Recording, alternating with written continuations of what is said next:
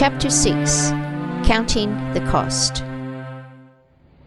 Rayford looked around the interior of the high-topped Leyland DAF van. It was crowded, with 4 men seated in the living area, but not as crowded as he had expected. Furniture consisted of assorted cabinets and pieces of timber, all of which had come from curbside throwouts. The lack of clutter was striking. There were places for each occupant to sleep, as well as for them to be seated. Everything else was neatly tucked away inside drawers and cupboards. Moving from one place to another inside the van was the biggest inconvenience, especially if anyone was trying to cook or trying to do dishes in the tiny kitchen area. Seated next to Rayford, on a bench at right angles to the rear of the van, was the group's youngest member, 24-year-old Martin. Martin's family came from the Czech Republic. Opposite Martin and Rayford were Reinhard and Francisco. Reinhard was 32, while Francisco was 28. Fran's mother was from Argentina. Although they had not been formally trained, all 3 men were natural linguists.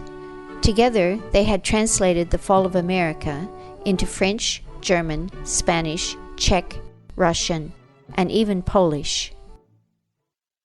"How many of these do you get out in a week?" Rayford asked, fingering a copy of the booklet which had drawn his attention to the 3 men. "A couple thousand in a good week," Martin answered. Martin was in charge of statistics. He kept the group's budget, as well as keeping records on literature stocks, distribution rates, and accounts of where they had worked and when. That's 100,000 in a year," noted Rayford. "A very good year," Martin reminded him. "Whatever. The point is that even in a bad year, you should be getting new members. Why are there only 3 of you?" "2 reasons," answered Francisco, who was more expressive than the other 2 missionaries. His hands moved constantly, and his head would jerk in time to the movements, as though pulling strings that moved his hands. Head jerks marked jumps from one thought to another. "What we're preaching, well, people don't want to hear. You know, they want preachers to say soothing things." He dragged out the word soothing while moving his downturned hands away from one another, like a roulette croupier closing all bets. "We're talking about life and death here, forsaking all. I mean, giving up everything for God. Who wants to hear that?" "What's the second reason people don't join you?" Rayford asked. Reinhard answered, "We think God may be hiding us from other true believers. They too, He must be hiding from us. One day soon, we will come together. For now only, He is testing to see if we will cheat, to make change to our message." "One plants, another waters," Francisco was back. "The harvest will come, no worries. For now, they're reading, they're thinking. Hey, and they talk about it too. People tell us every day." Rayford admired the idealism of this strange trio, but he could not believe that others were not joining them now that their predictions had come true about America, and he said so. "Quickly, people forget," Reinhard explained. "They are skeptical too. Already they are saying that our book was written after the attack." "But in their hearts they know," boasted Francisco. "They know all right. The truth is out there in those booklets, ticking away like a time bomb. One day it'll all come out, and then kapow!" He clapped his hands together to emphasize the explosion, and then shot one hand up in the air like a rocket.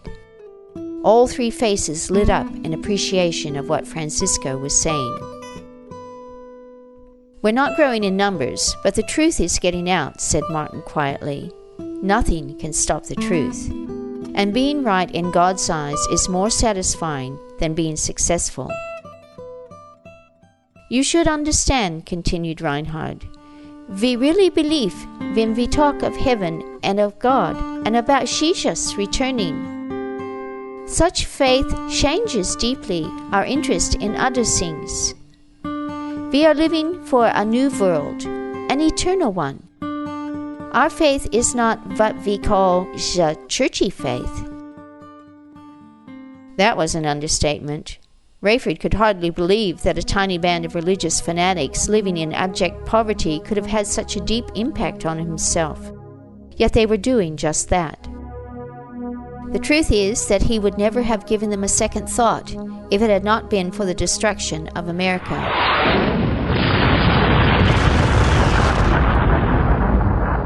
What a horrible price God had to pay to get his attention.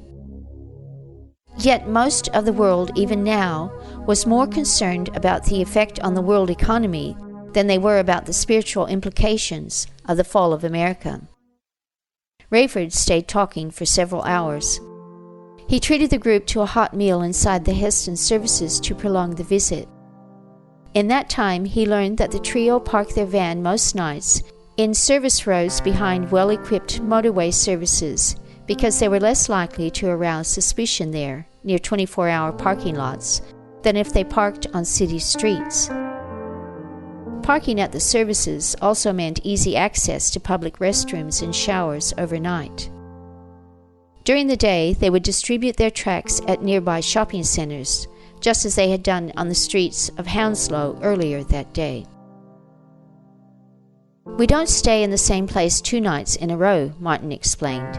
"That way they hardly notice we're there." The next day, Sunday, the Jesans met up with Rayford at Ruislip Country Park for their official rest day. Rayford joined in with the group run, an informal Bible study, and a barbecue lunch which Francisco prepared. "Would I have to quit my job to be a true Christian?" he asked while they were eating at one of the park's few picnic tables. "What you have to do is obey Jesus," said Reinhard. "But you just told me that he says to give up everything and spend my time working for him." Rayford was referring to their study of the 14th chapter of Luke's Gospel. "So do that," he said. Reinhard answered. "But don't just do it because we said so." "But what about my family?" "What about them?" Reinhard asked quietly, raising his eyebrows as he often did to emphasize a point. "I can't just leave them. So bring them with you." "You know I can't do that. Chloe's trapped in Chicago, and I don't even know where Irene and Ramy are. They could be dead for all I know." Reinhard was not ignorant of this, for the Jesans had taken time to hear Rayford's story as well as to tell their own. But he wanted Rayford to see for himself how helpless he really was. Once again, Francisco's enthusiasm raced ahead of Reinhard's slower approach. "See? You're holding on to something you haven't even got," he said. "Let go. When you do, then God will show you what to do. But you can't even think about that until you forsake them first." Reinhard secretly signaled for Francisco to back off, leaving the group in an awkward silence for some time. They ate without speaking, while Rayford engaged in a far bigger debate within his own mind. His argument was not with these relative strangers. His argument was with his Creator. If God is real, he reasoned to himself, then God has a right to ask people to leave their families, their jobs, and their possessions to prove their faith in him. It must have been a decision like that which had freed Reinhard, Francisco, and Martin to do what they were doing now. They would never grow in numbers if others like himself did not make a similar decision. Rayford could see that talk of faith in Jesus that ignored his rules for his followers was not faith at all. But what was he going to do about it? Circumstances had already taken his home and his family. All that remained was his job. Yet the job was his lifeline to his family and his hope of getting another home one day. "Please, God," he prayed, "I can't just desert Chloe. She's counting on me." "God knows what is best for you," Reinhard said finally, as though reading Rayford's mind. It is safer to take him too seriously than to treat his words too lightly. Rayford was starting to sweat. He was standing at God's eternal crossroads, and he knew it. He continued to pray secretly. "Help me, God. I don't want to do something stupid. There's too much at stake. What about Chloe? Again, Reinhard spoke as though reading his mind. "We don't have the control what we think we have," he said. "In a minute, God can take away, and in a minute, he can give back. If you want his best, then let go. Let God say what is best for you and for the people that you love."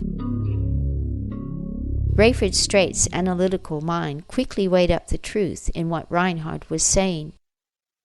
He had told the Canadian authorities all that he knew about his family's whereabouts. Apart from that, he was powerless anyway. The real issues were the status and respect, the money and the freedom to travel between England and Canada that his job represented. A lot to forsake, but still nothing if it was really what God wanted. The events of the past few days had moved him profoundly, caused him to see just how fleeting life really is, and how transient are our greatest dreams. If he said no to God now, he felt certain that he would be saying no to any hope he ever had of eternal life. Rayford had been shown the truth of his spiritual condition by these men in a way that he had never seen it before. Now he had to act on it. Through all that had happened since the bombings, Rayford had not cried once. Perhaps it was denial, or perhaps it was just his total concentration on the matters at hand. But tears began to form in his eyes now, as the truth of God's role in his life came home to him. He searched for the courage to do what his conscience told him he must do. His thoughts turned to the options he had for quitting his job. Should he give notice? Should he just fail to turn up?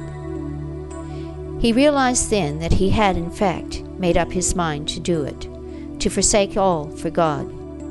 It was just a question of how and when.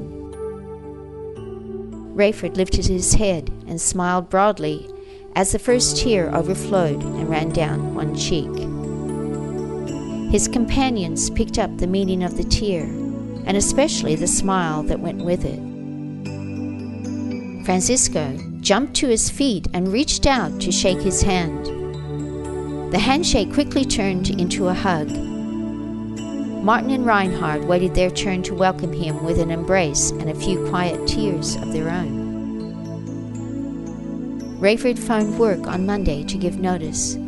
He was told that the British Army would not allow him to leave his job. It would be months before the airlines could return to normal routings. But for now, every pilot and every plane was being used to maximum capacity in the evacuation. The four men discussed the situation and agreed that Rayford's state was that of a slave, at least for the moment. He had resolved to quit his job for God, and yet circumstances had given it right back to him. He would wait until he was allowed to quit, and he would use his position in the meantime to continue to seek help for his family. While in London, he would stay with his spiritual brothers and help them get their literature out on the streets.